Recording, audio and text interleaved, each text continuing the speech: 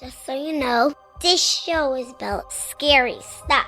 So don't say I didn't warn you guys. And remember, don't be scared.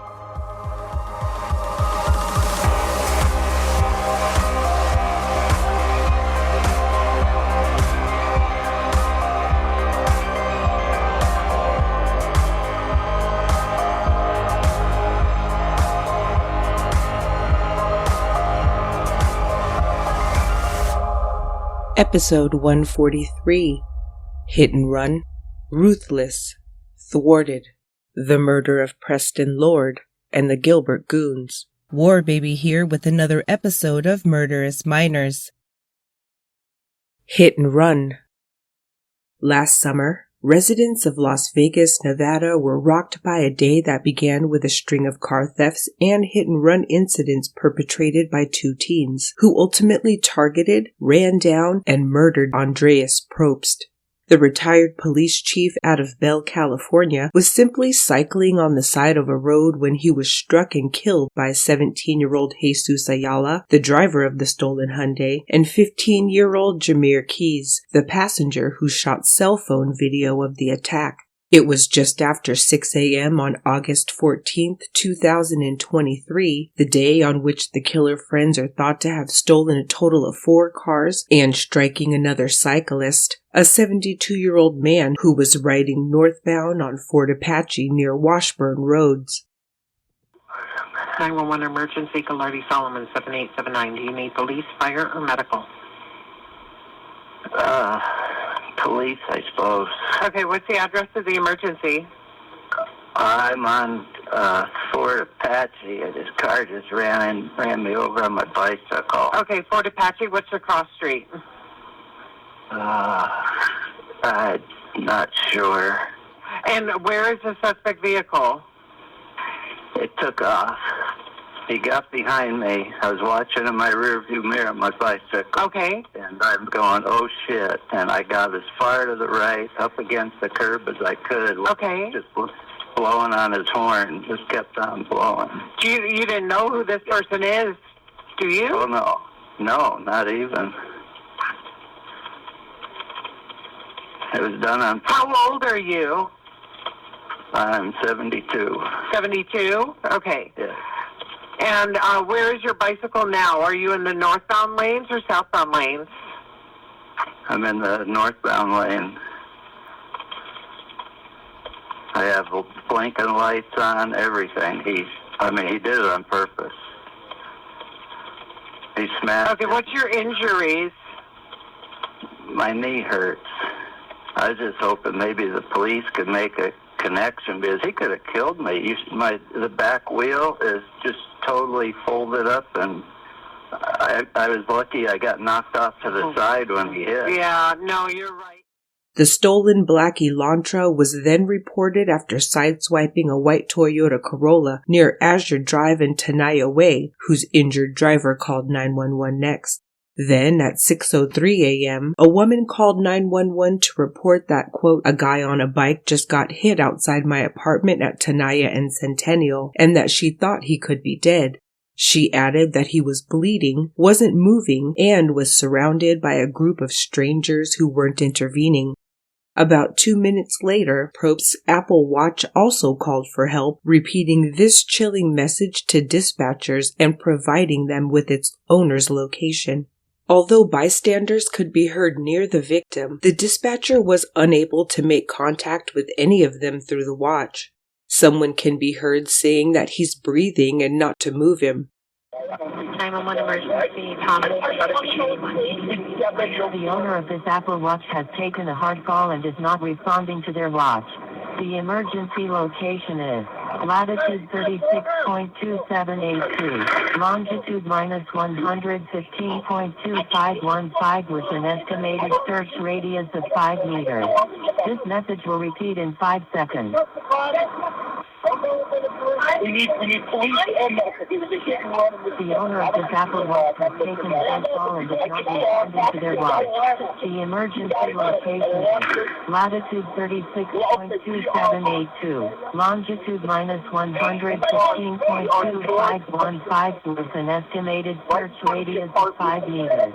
This message I was received in saw it. 6 This seconds. is I saw it. I heard it. And I saw the guy flying on his bike, and these two guys kept going. The owner of this Apple Watch has taken a hard fall and is not responding to their watch. The emergency location is latitude 38.2, longitude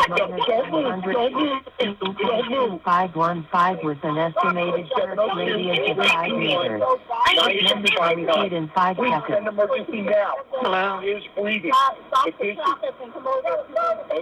Hello, can you hear me? Apple Watch All has right, taken all a right. hard fall and is not responding to their watch. The emergency 63-year-old Andreas Probst was transported to University Hospital where he died. He had moved to Las Vegas in 2009 following his retirement as the police chief of Bell, California, and left behind a wife and 2 grown children. His daughter Taylor also learned of the accident from the Apple Watch, bringing her and her mother Crystal to the scene just as the ambulance was pulling away. Police body camera footage of their arrival was released by Las Vegas police.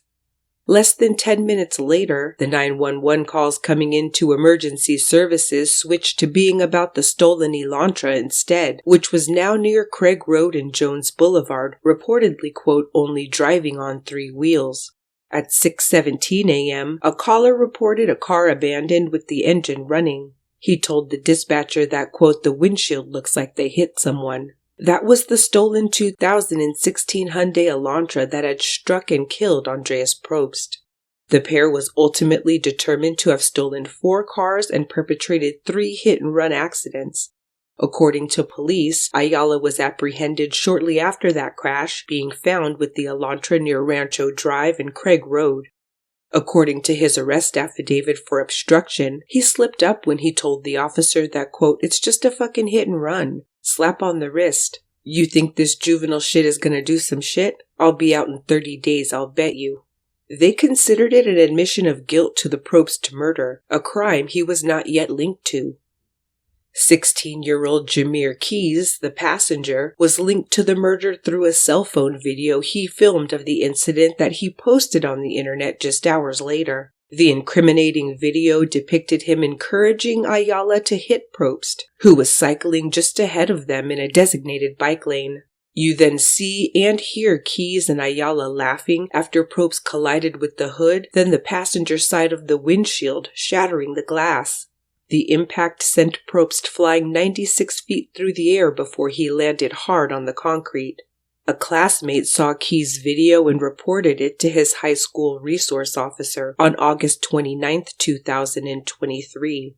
The Las Vegas Review-Journal also reported that they received a tip about the video, saying that they told the tipster to contact the authorities. On September 14, 2023, a detective visited the high school and conducted routine interviews which led to his arrest in this case. They're both charged with murder, battery with the use of a deadly weapon, and attempted murder with the use of a deadly weapon. They were initially charged in juvenile court, but with the addition of murder charges, they're now automatically charged as adults per Nevada law. The pair made headlines again just before Halloween 2023, when they appeared in court and smirked and smiled at each other as well as at Andreas Probst's widow and daughter. Both were believed to have flipped them off. Probst's daughter told station KLAS afterward that, quote, it shows that they really have no remorse, that this is just a game to them. Like they really don't care if anyone else lives or dies. They don't care about themselves if they live or die. Their trials have been scheduled for fall 2024 in Nevada's Clark County District Court. Ayala's on September 16th and Keyes on November 12, 2024. Toward the end of January 2024, it was reported that the driver, now 18-year-old Jesus Ayala, was arrested and charged with attempted murder for an assault that took place just weeks before he ran down Andy Probst. Las Vegas Metro PD's incident report, dated June 27, 2023, described an urgent call about a man who had gone to the hospital and was treated for stab wounds to the face and back. Eyewitnesses linked Jesus Ayala to the attack, and the victim identified him as the individual who stabbed him. In addition, cell phone data places him near the scene when the stabbing occurred. He denies any involvement. Ruthless.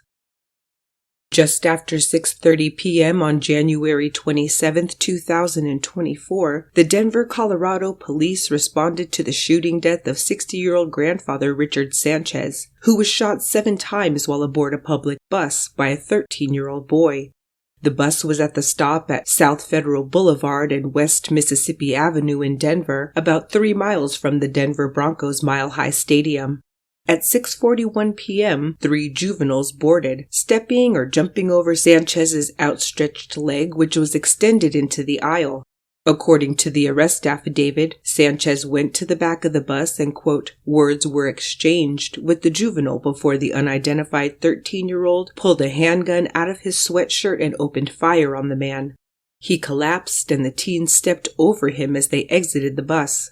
Witnesses say one of the other teens also pointed a gun at Sanchez as they fled the scene.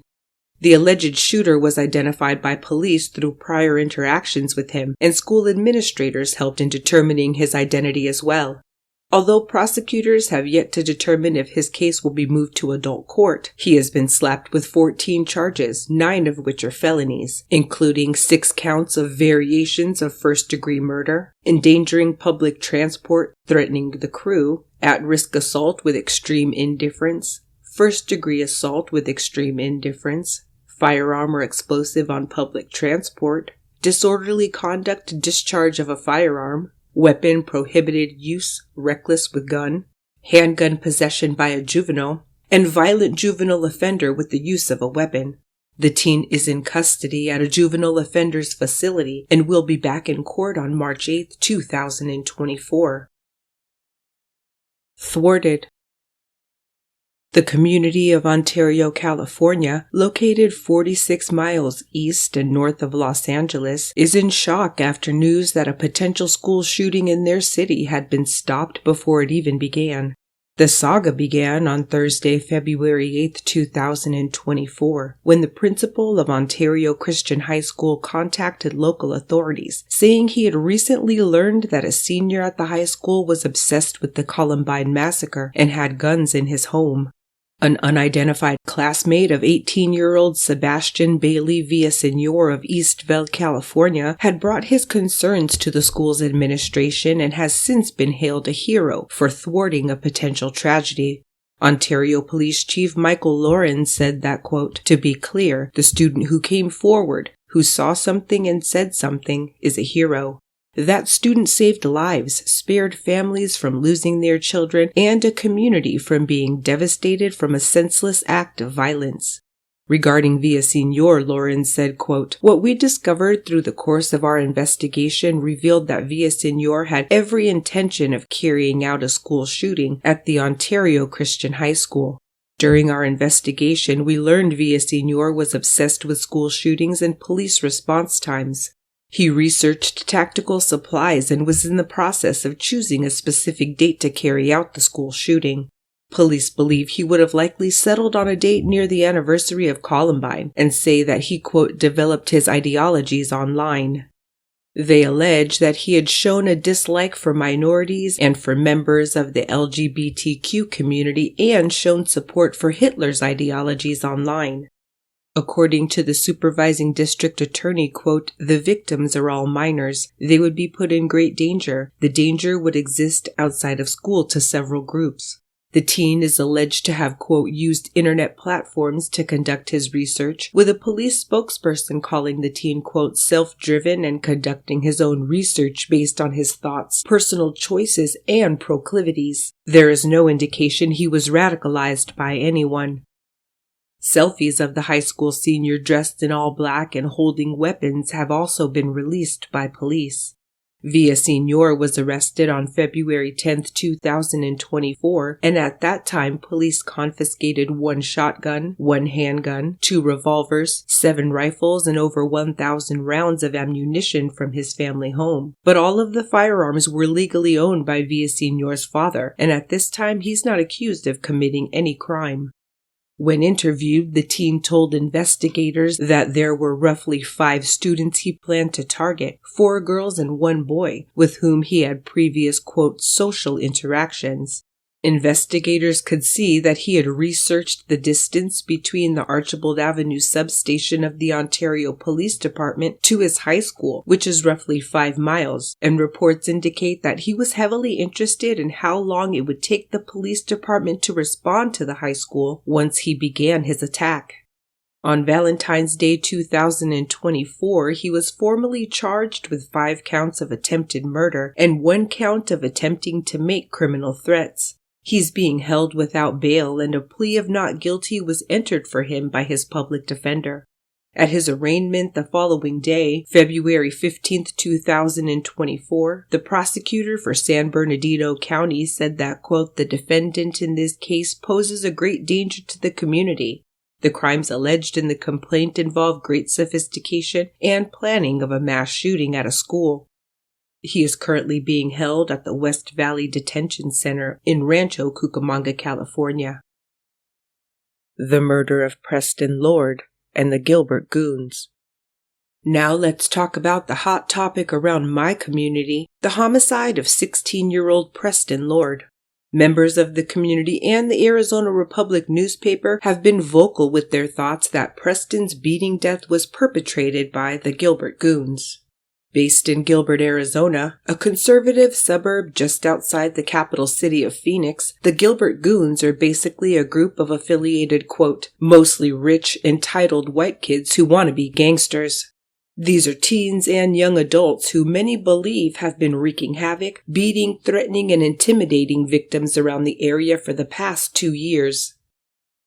The Valley of the Sun, as the Phoenix metropolitan area is colloquially dubbed, comprises the capital city at its epicenter and 24 suburban municipalities of varying size for 40 miles in each and every direction.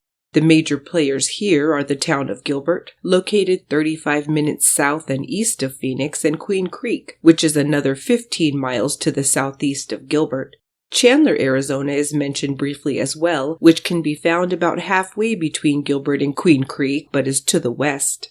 Queen Creek, Arizona is where Preston Lord was beaten and left lying in the street near 194th Street and Via del Rancho Road at an October 28, 2023 Halloween party.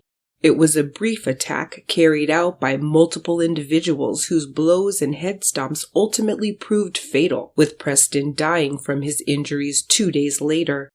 That case remains open, and in February 2024, the Maricopa County Medical Examiner ruled his death a homicide. Police have been methodical and meticulous with the investigation, but many in the community have placed blame at the feet of what they feel is a gang, the Gilbert Goons. Calling the Goons a gang is controversial around here because a criminal street gang brings to mind drive-by shootings and bandanas of certain colors, aspects that don't particularly vibe with the spate of peer-on-peer teenage violence that's been plaguing the bedroom community of Gilbert and those around it. After all, Gilbert is nicknamed the second safest city in America, and Perry High School is at the epicenter of this story, with many of the accused having attended there, the very same high school as current squeaky clean NFL superstar quarterback Brock Purdy, who just played in the Super Bowl. Reports indicate that the name originated from members, with a 20-year-old suspect telling the sheriffs in an early January 2024 interrogation that they called themselves that in their Snapchat group. Gilbert police remain steadfast that they aren't aware of such a gang and continue to refrain from using the term, although the media, local activists, and parents continue to invoke it. They allege that recent attacks on teens dating back to 2022 can be attributed to the group, with a few of the filmed beatings taking place at an In-N-Out Burger. 14 video clips of alleged goon assaults have been submitted as evidence in civil litigation, videos which are helping identify the faces seen in clip after clip as repeat participants. The chief of Gilbert Police Department said in a December 14, 2023 statement that, quote, recent alleged incidents of teen violence in Gilbert have heightened community awareness, and we want to make it known that we condemn any violence within our community. What we know at this time is that Gilbert PD does not have police reports from victims or suspects associating or connecting the name group to any alleged reported criminal activity in our community. As we have shared many times, in the handful of cases that were reported to our department over the past year, none of our interviews with victims or reports ever used the term Gilbert Goons or provided information that the attacks were perpetrated by any members identifying themselves as a Gilbert Goon. While we weren't initially aware of the term, we were actively addressing the violent crime incidents involving teens during that time. From a legal standpoint, 2 of 7 criteria must be met for an organization to be considered a criminal street gang, which in Arizona is defined as, quote, an ongoing formal or informal association of persons in which members or associates individually or collectively engage in the commission, attempted commission, facilitation, or solicitation of any felony act, and that has at least one individual who is a criminal street gang member. In addition, a street gang member can be identified when 2 of the following criteria are met: self-proclamation, witness testimony or official statement, written or electronic correspondence, paraphernalia or photographs, tattoos, clothing, or colors, or any other indicia of street gang membership. When it comes to the so-called Gilbert Goons, the attacks that some attribute to alleged members became more and more violent and escalated to homicide. One victim said he saw brass knuckles during his attack. His revelation has already led to proposed legislation, as Bill 1183, which proposed to include them as prohibited, was unanimously advanced in early February 2024, before most of the aforementioned arrests had even been made. Passage of the bill will make the manufacturing, possessing, transporting, selling, or transferring of brass knuckles a Class 1 misdemeanor, as Arizona remains one of 12 states with no laws against brass knuckles. That's the urgency building around these incidents, and the implications of alleged goon involvement is beginning to affect the parents of those accused. More and more, parents are being held accountable for the actions of their kids, be it school shooters or alleged goons, and the principal of a Chandler elementary school has found the actions of her stepson vastly affecting her life and career. The 16-year-old was filmed running toward the fight during one of the assaults at the In-N-Out, but the clip ends before you can see if he joins the melee. And according to the police report, witnesses implicated him in the planning of the attack, though he denies any involvement to police and even provided them with the video he says he got from social media. Initially arrested, he's not been indicted, and the Maricopa County attorney recently declined to prosecute him due to a lack of evidence of his participation in the actual attack. His stepmother was interviewed by police in late 2023 with their report stating that, quote, Jamie then told me she did not want her stepson in harm's way by sharing names. Jamie said that this was a real concern with what was going on right now. The report went on to read that, quote, Jamie then told me she was always level-headed, and it seemed like I wanted to make her stepson a scapegoat because he talked to the police already and cooperated right away by providing them with video the night this happened. Jamie then brought up how the media was involved and attributed this to being the only reason her stepson was being charged with anything. The 16-year-old had faced charges of aggravated robbery because the victim's shoes were taken, and though he was released without being charged, his stepmother still had to go on leave from her job as the principal of Riggs Elementary School in Chandler, Arizona. She and others have been named in a $6 million lawsuit that includes her school district, the Gilbert police, and 15 alleged goons, as well as their 30 parents, filed by the father of the boy beaten at the In-N-Out. He has been interviewed and has stated that due to all of the publicity, his son has moved out of the country to live with his mother. Police are now trying to crack down on doxing incidents being made by vigilantes in the community who've repeatedly leaked the identities and addresses of individuals they believe are part of the group.